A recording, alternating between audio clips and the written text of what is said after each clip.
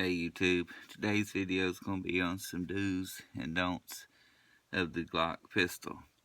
Now, I've said in the past I've taken the Glock Armorer's course and passed it.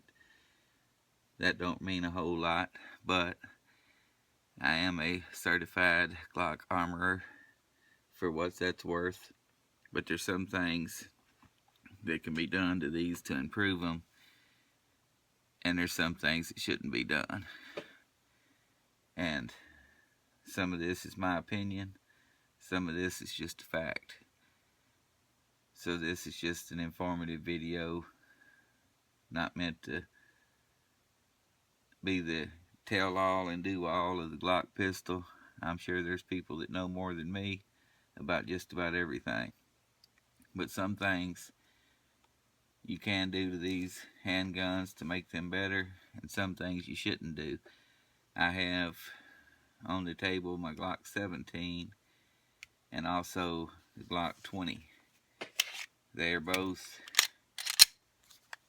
unloaded and safe. I'll take the mags completely out. They're not necessary anyway for what I'm going to talk about. Now, there's some things I'll do to all of my Glock pistols right off the bat. I will put the Talon grips on them. The rubberized, I like the rubberized better than the granule, but that's my preference. But I'll always put them on there. Now, you notice this Glock 20 don't have them. This video, I'm making it on Black Friday 2015. If you're watching this before what they call Cyber Monday, which is Monday, November the 30th, all the Talon grips will be $5 off that day, and they're free shipping, so that's $12 a set on November 30th. And November 30th, I'll order some for this one, and I got a few more sets I'm going to go on and order. There's no limit on how many you can order. That's November 30th. So my Glock 20 SF will have the Talon grips installed on it. Now, one of the things that I see people doing, and it's the first don't, is I've seen people, when they're taking it apart, I'll go on and disassemble this Glock 20. I have seen people take a punch and a hammer to knock these pins out. That is not necessary. If you need a hammer, you're doing something wrong. Do not hammer these pins. These pins will push out. This bigger one right above the trigger guard, what it catches on is this slide stop. So if you're having problems getting it to push out, push with one hand, move the slide stop with the other. I don't think I can do this on camera, but just kind of wiggle the slide stop around, push on it, and it'll come out. Do not use a hammer on any of the pins. It's a little bit tricky to do, but if you get it right, it'll push right out. Most of the time, I find you have to pull back on it. Just slide it back, and it'll come right out. And going in's the same way. No hammer. You'll tell when it clicks. So if it won't come out, it's caught on the slide stop. And like I said, see, it's not moving. It's hard to do this on camera, but it won't move. A lot of times if you pull it back, push it forward, whatever you got to do, it'll eventually free up, and it'll push right out. No beating necessary. Now, when you got that big one out, you can pull the slide stop out. When you have it out, check and make sure the little spring is tight. Now, I'll usually change that and put a extended one on there just because I like them. That's not necessary. You shouldn't be using that to release the slide anyway. You should be pulling it back and letting it go. Don't never slam it with using that. That's hard on just about everything in there. Another thing people like to do on a Glock is to change the guide rod. That is not necessary. This guide rod is polymer. If it needed a steel guide rod, it would come with a steel guide rod. There's no reason to change that. When you change that, you're changing what Glock designed into something different. And then you're just asking for reliability problems. It is not necessary to change this polymer guide rod. When the Glock pistols first come out, they took a lot of grief for a lot of years about being plastic. Well, they finally proved to everybody that this plastic pistol is more reliable than anything else on the market. So people don't harp on that no more. Everybody copied that. Now everybody makes a polymer pistol. But they're still getting grief over the guide rod. Let it go, people. This polymer guide rod will do the job. If Glock thought it needed a steel one, they would put a steel one in it. So leave it alone.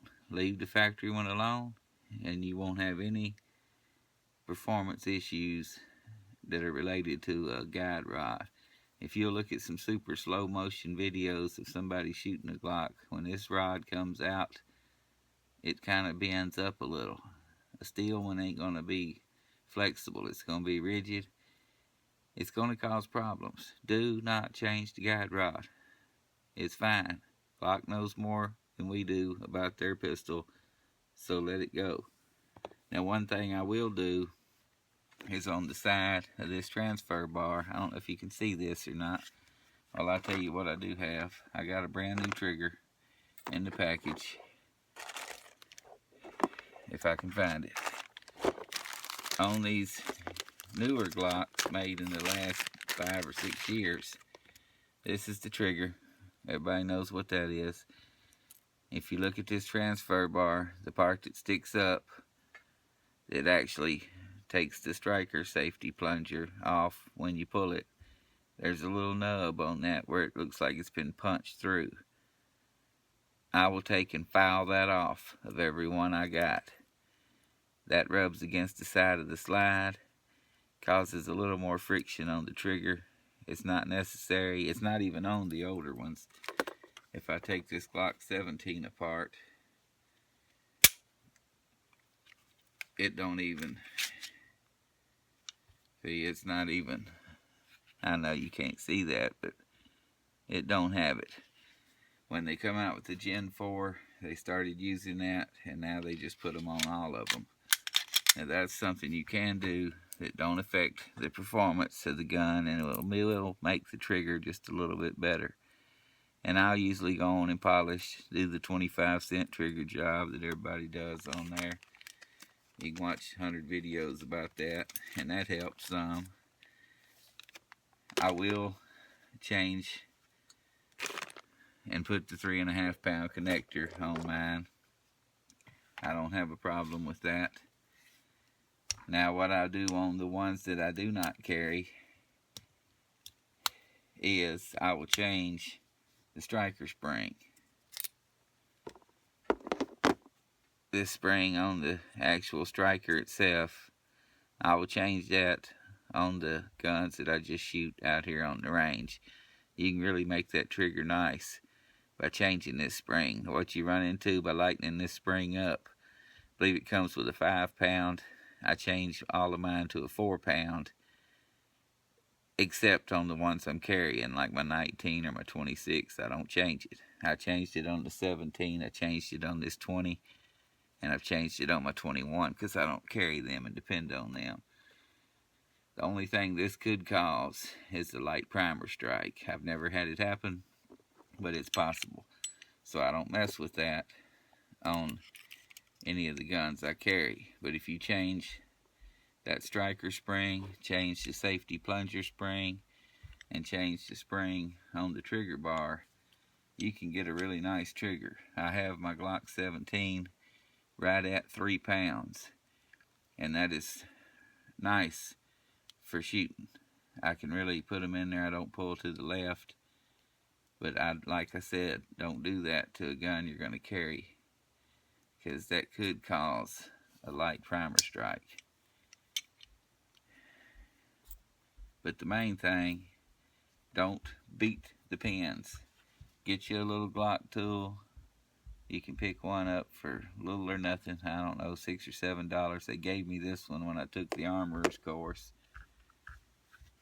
And don't hit it. I've done it in the past too. I've laid it on a roll of tape or a block, and I've beat the mess out of it because one of them pins was sticking. And what it's sticking on every time, and it'll just be this big one, this hole is catching on one of these grooves in this pin. That's what's holding you. That's what you're beating. And when you're beating, you're ruining your slide stop, your slide release.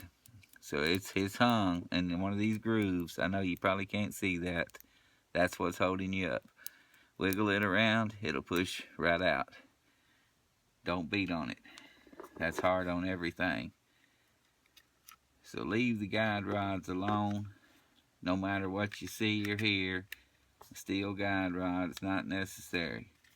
And another thing I hate to see people do is change the barrel and put an aftermarket barrel. Now that's fine if you're just gonna shoot lead through it, but when you take this barrel out, you don't have a Glock anymore. You have a Lone Wolf or whatever brand of barrel you have bought.